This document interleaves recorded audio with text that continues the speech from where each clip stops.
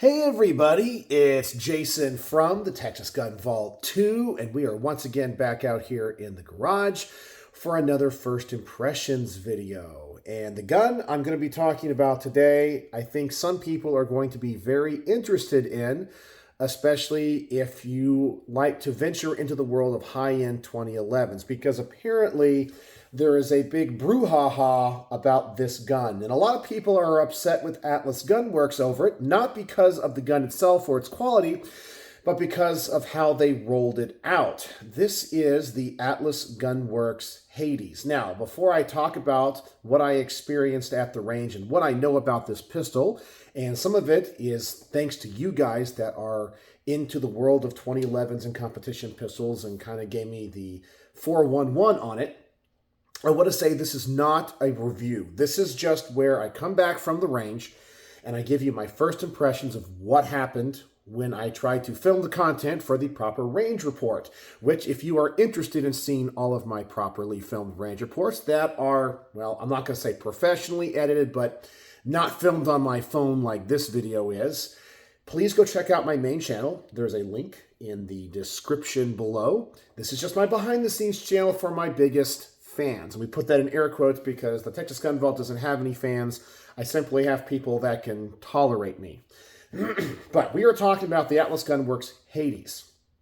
And this apparently, I guess I should give you some backstory on it, is one of 50 guns, or 51. I saw some sources say it was one of 51. It's either one of 50 or one of 51.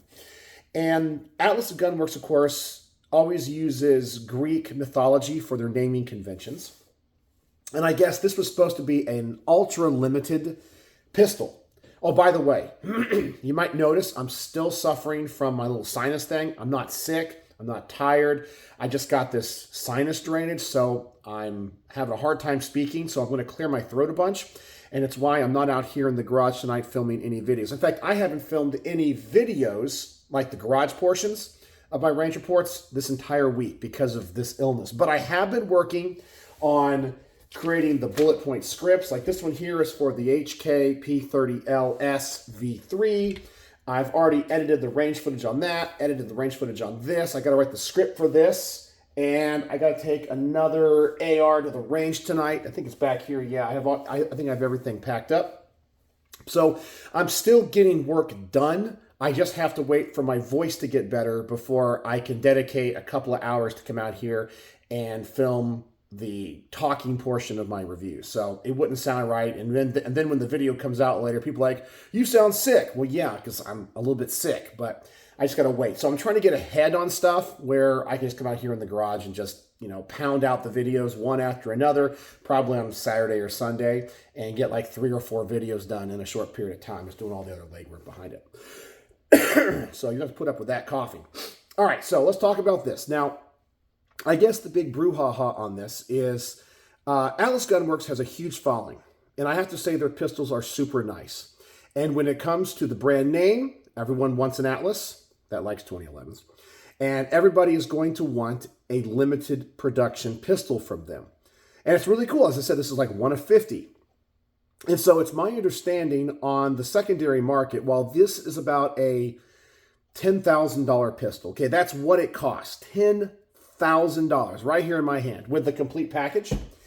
But on the resale market, they're now going between $15,000 and $20,000. Yeah, this pistol in the secondary market is going for that much money, because there are people that were able to buy this gun, and the first thing they did, instead of take it to the range and enjoy it or add it to their collection, they literally flipped it. They got it, and they flipped it. And it drives me nuts, because I'm also into luxury watches, as you guys know. In fact, today I'm wearing one of my favorite Rolexes.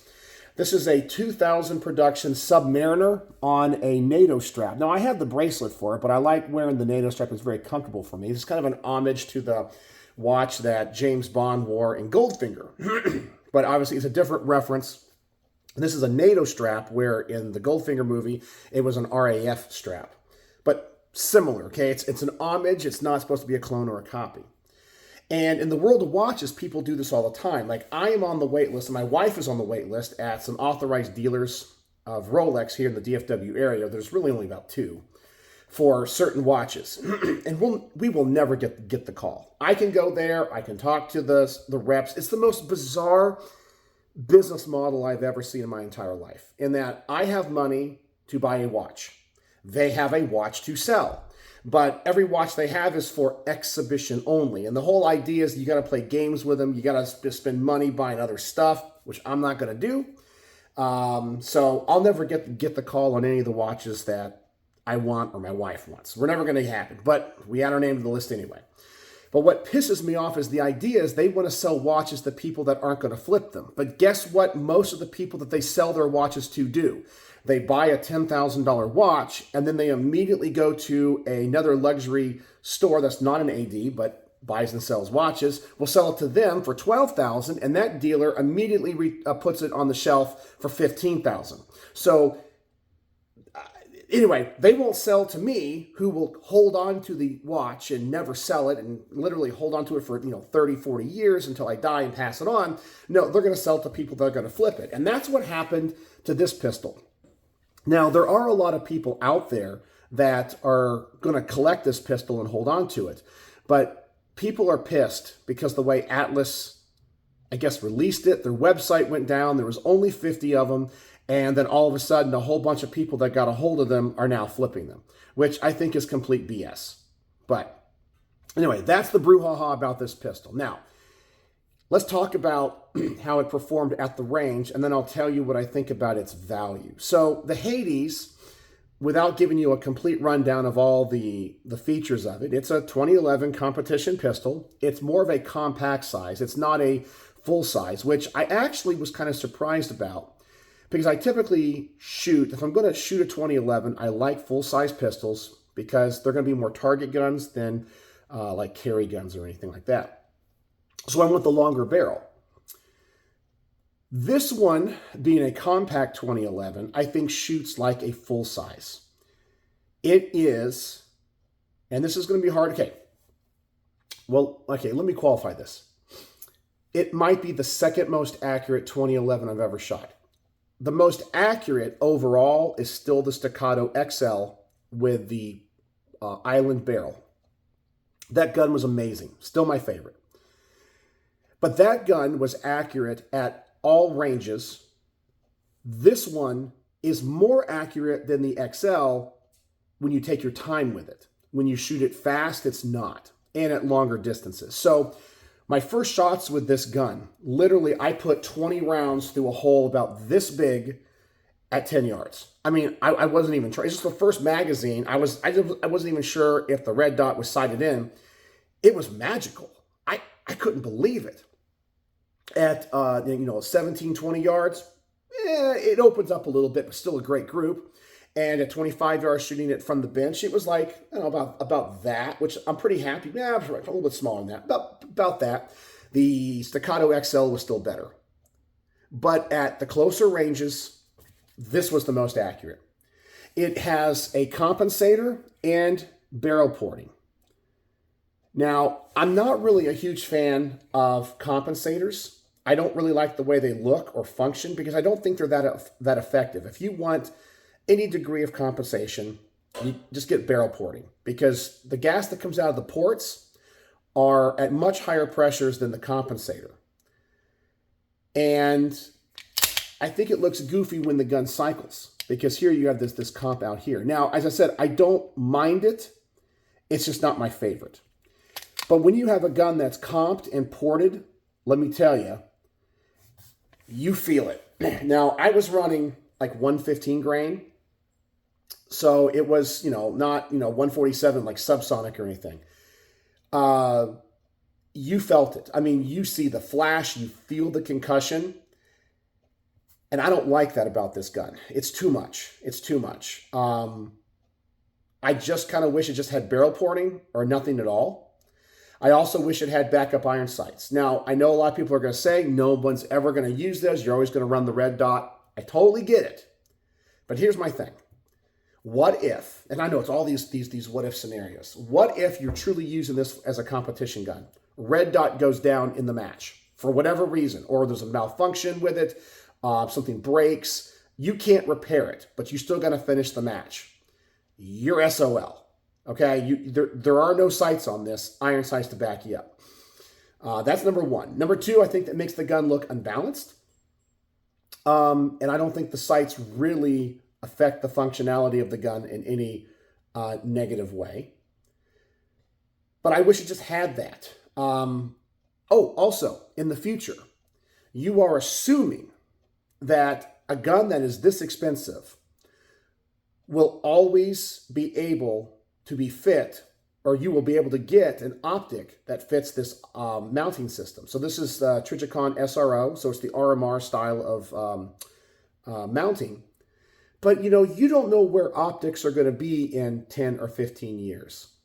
So we might have a completely different mounting system. No company makes this mount anymore. I know everyone, I don't know, that's silly and stupid. Well, talk to someone that shoed horses in 1896, really before cars became a big thing. No one's going to get rid of the horse and buggy, and then all of a sudden the horse and buggy is gone, right? It's kind of like that. We don't know what sighting systems are going to be. So having those backup iron sights, I think, makes the gun timeless. This potentially dates the gun. Not now, not in the near future, but when you're talking about a pistol that, I guess if you buy on the secondary market, is $20,000, you got money tied up in this thing. And I want the gun to be timeless, future-proof. And I'm not sure if that makes the gun future-proof or not. So it has way too much compensation. In fact, I kind of have to almost pull the gun up because when you fire the gun, there's so much gas coming up from the barrel, it pushes the gun down more than just having porting or just having a comp. It's not a complaint. As I said, the gun was super accurate. It's just not my style as much. Trigger is really good and really light, but to my surprise, when I did the quick magazine change test and the mag dump test, I couldn't get a good, consistent tempo with it. I could run it fast for about 4 or 5 rounds, and then I would kind of stumble and stutter with it. It was still fast. I believe other 2011s, and I'm going to go back to staccato, because I still think you get, if you only are worried about price versus, I don't want to say quality, but like what you get, the biggest bang for your buck, hands down is still staccato. Some of those staccato triggers that are on the lighter side, they're not as nice as this trigger if you're taking your time with it, but I feel like you can get a more consistent pull when you're shooting it fast. This probably, and I haven't measured it, is probably going to be a sub 2-pound trigger. I kind of feel like a 2-pound trigger to 2.5-pound trigger is where I like these guns to be run. You can stage them a little bit better, and I think you get a more consistent tempo when you try to run them fast. That's just my personal experience and how I shoot guns. But it's fast, it's accurate, but not the fastest, and not the most accurate at longer distance, but at short distance it is. Controls are really nice. I like the thumb safeties. Magazine release is easy to get to. I like the grip and how it's set up. Now you can change out these side plates. I just kind of kept it stock the way it comes. And I do like that. Mags fly right out of this gun. And when I try to do the whole 2011 magazine lockup thing, which I always try to mention in my quick mag change tests in my range reports, the weak part of the 2011 design is the magazine, in that you can get it caught. And normally, you see, I got it right there, but that's actually kind of hard to do on this gun. I kind of feel like the mag well here is milled out pretty good, and then it really does avoid that. I don't feel like if you miss the mag well and have the magazine rotated, you're going to get it stuck all that often. I got it stuck there again. And let me tell you, I have done the tests in the past where I try to change the magazines out fast and I get it stuck. It has to do with the magazine geometry. And that's why I know some 2011s today are trying to go to like Glock mags or other types of mags. I do think that is the weak part of the design. But so much of this gun is really good. It shoots like an Atlas Gunworks. It feels quality. And maybe that's the nicest thing about this gun. When you shoot it, you realize it's a quality gun. Where on the staccatos, while I like them a lot because they have the polymer grip modules. They feel a little bit cheaper. This feels quality. But it feels like all of the other Atlases that I've shot. Now, does this one shoot much better than the other Atlases? No. I would say it's a more balanced gun when you hold it. So it's not as front heavy. I'm trying to think of what I want to say here. For its size, I think it's better, but I don't think it's that much better than other Atlases that are more commonly available. I think it's just the exclusivity of it that people think is so great. Now, the question is, after taking it to the range, putting a few hundred rounds through it, is it worth $10,000? Is it worth $15,000 or $20,000 like some of the resellers are trying to get for them? No. Is it? I put this gun, and I know this is very qualitative, okay? Because I've shot other Atlases. I say this one is overall the nicest. Okay, I'm not going to deny that. Okay, it probably is. It probably is. But where those other Atlases are about $7,000, I want to say somewhere in that area. I'd put this one at about $8,000 is where I would want to be in on it. Now, to me, that's still a crazy amount of money. I don't know if it's worth 10. You're paying for the name and the exclusivity. And then if you buy it on the secondary market, I think you're getting ripped off. That's just my personal opinion. But if you have to have every model of an Atlas, you got to have this one. So it's like luxury watches. You're going to pay how much you're going to pay to get what you want. And that's what this gun is. Is it quality? Yes. Is it accurate? Yes. Is it fast? Yes. Is it going to get like 5 out of 5 stars? It's probably going to get 4.75 stars out of 5. It's close, but it's not, it didn't wow me. I guess it's because, to give you guys some insight on my star rating, in order for a gun or an accessory or whatever I'm reviewing to get 5 out of 5 stars, it has to exceed my expectations. Meaning when I go to the range, I always have something that I'm expecting to happen. Love the gun, hate the gun, whatever. And when a gun outperforms that, it gets 5 out of 5 stars. I expected, I think, a little bit too much out of this one. Now, it came close to meeting those expectations. It probably did meet those expectations. But did it exceed them? No. But it met them. 4.75 stars is probably what I'm going to give it. So, if you love 2011s, you might be interested in my review of this one. But remember, all of my reviews are from the perspective of an average gun guy. So the 2011 competitive shooters aren't going to like that because they want to see somebody, trying to do like, IDPA or whatever competition. I don't even know all the different things. Okay, what is there? IDPA, there's USPCA. Is that what it is? I have no idea. People try to recruit me to those groups all the time. And I told you, I'm never, ever going to compete. Ever. I have no desire to. I don't care what anybody says in the comment sections. I love all of you guys. I don't care. You're like, oh, it makes you better this, better shooter at this. You can do that. Don't want it. I don't want to meet people too. People, it's so funny. I always joke about it because people do not believe me. They're always like, I tell them that I'm an introvert. And they're like, no, you're not. I see what you do online. Right here, I'm in my garage by myself. And you know what I'm probably going to do when I upload this video? I'm probably going to grab that AR-15 that's already bagged up with all the camera stuff over here and go to the range. And it is 8:30 at night, and no one's going to be there. Well, hopefully. And I don't want to talk to anybody. I don't want to be around anybody. But this is just me talking to myself. So I can act like this, but in reality, if there were like real people here, I'd be like, man. So going to a competition to meet people and hang out with people, that is a nightmare to me. That you want to do to discourage me from ever doing that? Tell me, oh, it's a great time to go hang out with a bunch of people. That sounds absolutely miserable to me. I don't want to talk to people. I don't want to deal with people.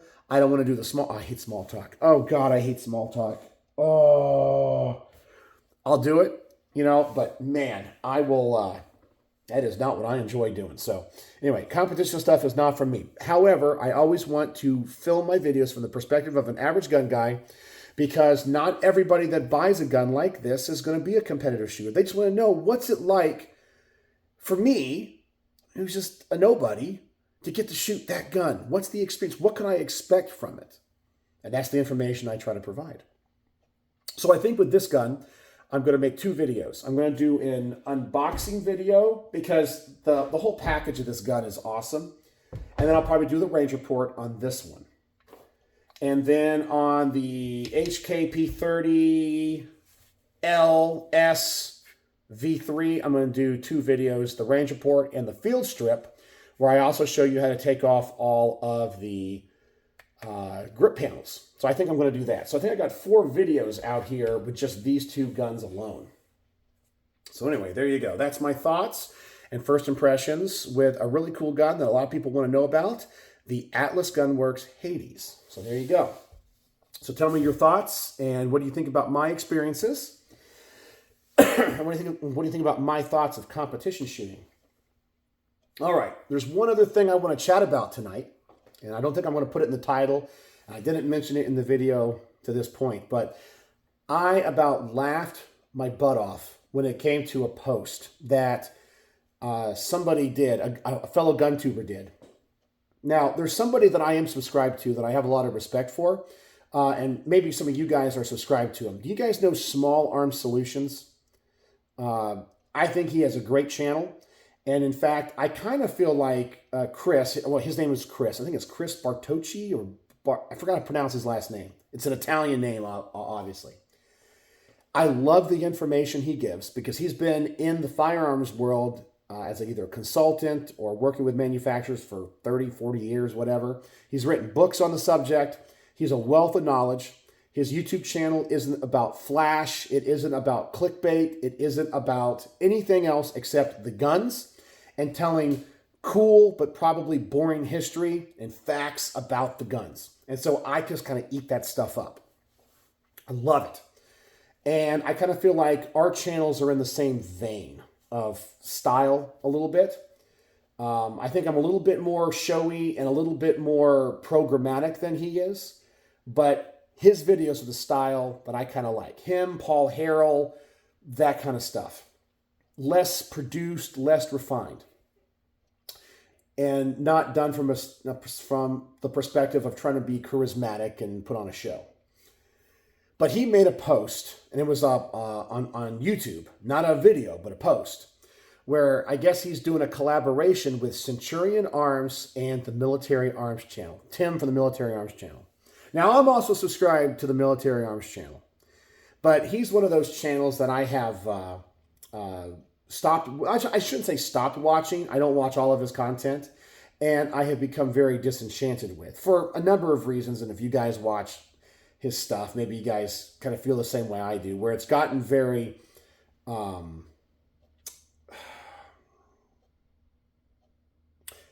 don't want to say disingenuous, but it kind of seems like he got big, he got famous, and then his channel and his presentation style kind of lost its attraction to me. It didn't seem real. It felt very forced. And I'm not in any way criticizing him as a human being, okay? I don't know Tim, so please, if you're a fan of his, understand, I'm sure he's a wonderful human being. I'm sure he's a wonderful father, brother, all that kind of stuff, okay? So nothing personal against him.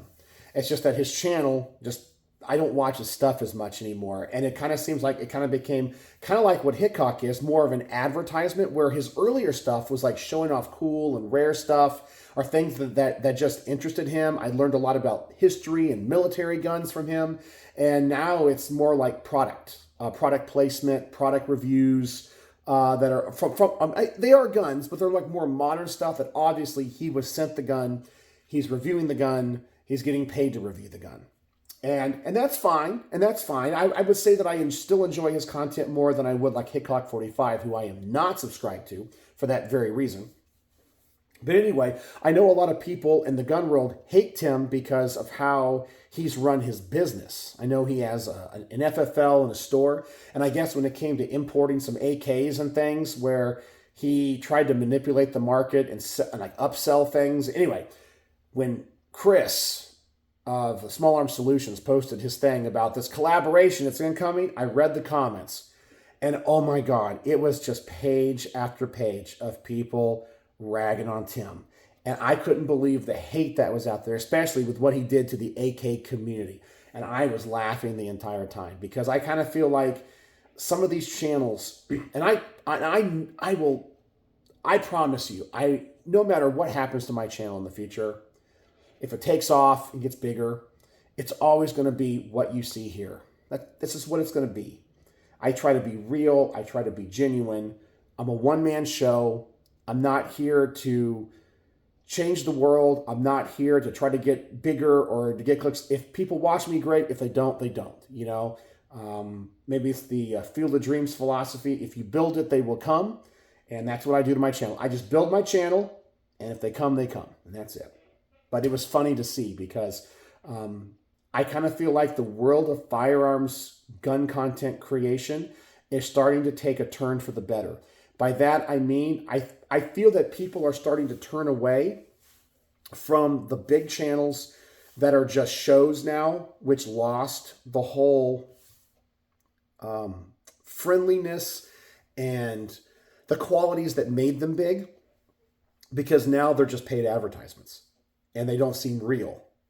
And they feel like and many people feel like the hosts of those channels aren't able to connect to them because they almost act like elitists. So anyway, that's what I just thought I'd share that with you. So kind of an interesting thing that happened this week, and I got a good laugh at it. So anyway, if you watched to the end of this 27-minute video, holy moly, word of the day is going to be exclusive. Exclusive is the word of the day because the Atlas Gunworks Hades is an exclusive limited release pistol. So use that word in your comment. I know that you're a true vault dweller. You don't have to play the game if you don't want to. But I know some people do, and it really is awesome, and it means a lot to me when I see people use the word of the day because I don't believe the YouTube analytics. They say people click away at this time of the video, but I get so many comments where people use the word of the day, and it's humbling. It really is. It really is. So thank you for being here. Tell me what you think about the Atlas Gunworks Hades and what you think maybe about Small Arms Solutions or the Military Arms channel. And did you guys see that post? And did you guys see the comments? I'd love to know. So that's it. So thanks for joining me here in the garage. And as always, thanks for watching.